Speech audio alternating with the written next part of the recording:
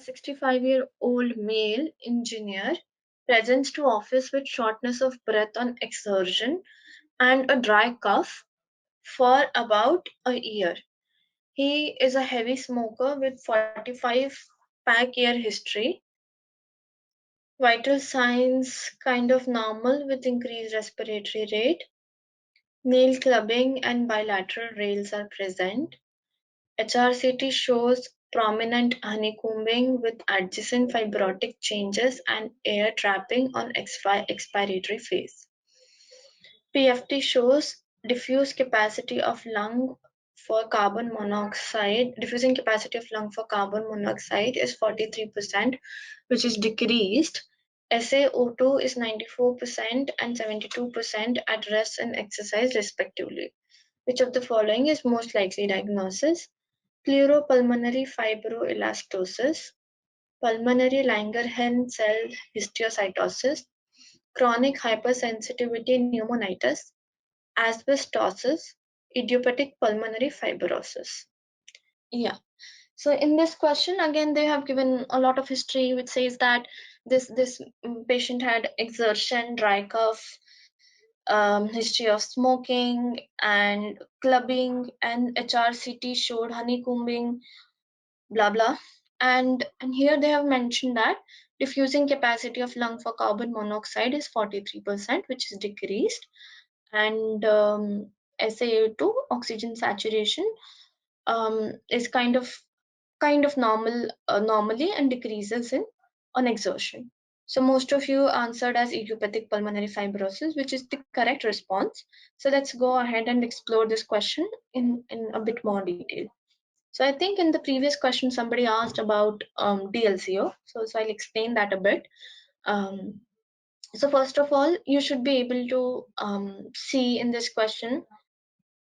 So the most important giveaway for this question, which pointed towards um, idiopathic pulmonary fibrosis, was this: basal predominant honeycombing. So this is basically pathognomic of pulmonary fibrosis, basically, not necessarily idiopathic. Pulmonary fibrosis is going to show honeycombing. Let me show you how honeycombing looks on X-ray or CT. Actually, I forgot to add that figure.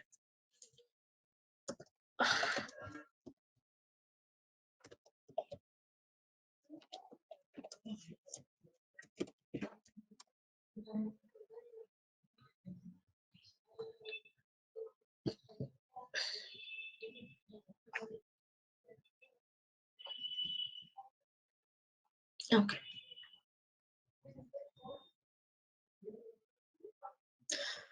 So if you can see that in this figure, there are these small so basically what is going on, what causes honeycombing is there is patchy inflammation of lungs. So let's say there was inflammation in this part and then this part and then this part, and there was no inflammation over here. So after inflammation, after long-term inflammation, some fibrosis, necrosis, all that occurred, and the part of the lung that was involved in inflammation, the spotty part, that became fibrotic and developed these small airy areas, and rest of the lungs, which is like say white, was normal. So this patchy inflammation and patchy normal lung parenchyma leads to honeycombing. Honeycombing is a very common feature in all kind of lung fibrotic disease.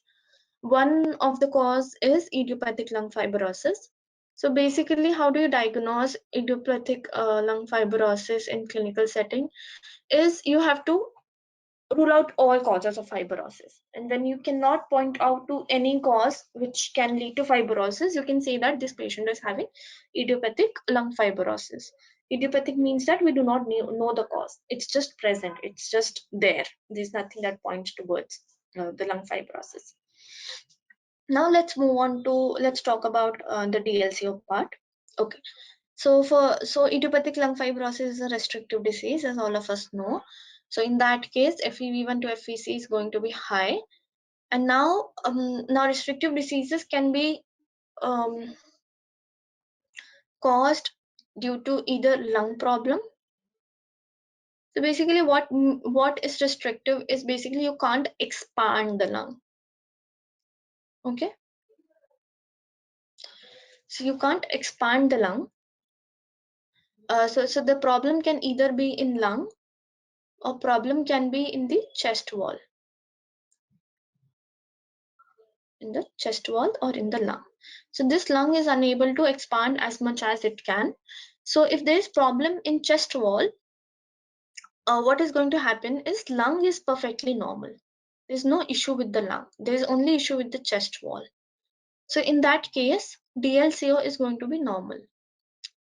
If there is problem with the lung, if there is lung pathology, let's say idiopathic fibrosis, in that case, the lung has become fibrotic. It cannot expand as much as it should have, and in that case, DLCO is going to be decreased. Now, let me explain you what is DLCO. So let's assume this is an alveoli. We are going to talk at level of alveoli now. We were talking at level of lung. I took a small alveoli out of it. This is alveoli. This is a blood vessel, capillary blood vessel. So I will not go into detail of what how DLCO is measured, what DLCO is. I'm just going to tell you what normal DLCO or abnormal DLCO interpret or express.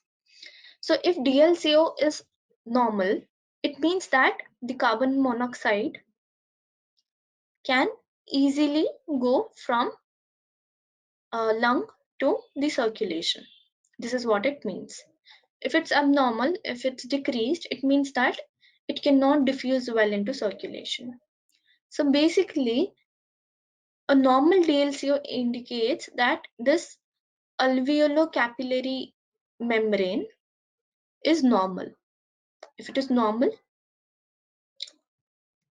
if it is normal, uh, uh, DLCO is going to be normal. If it's abnormal, let's say there is fibrosis has occurred at level of alveoli, and this area has been damaged due to fibrosis.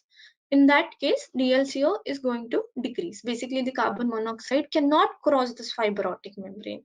It is used to cause this. It is used to cross the thin layer of alveoli and basement membrane and endothelium, but it cannot cross fibrotic membrane. In that case, DLCO is going to decrease. Now, in certain cases, DLCO can increase. So let's say if I increase the, um, if I kind of, so basically in emphysema, where there is expansion of alveoli, in that case, the surface area of this alveoli increases in emphysema. In that case, DLCO increases. Okay, so you need to know only this much. Thanks for watching. Please give a thumbs up and subscribe for more.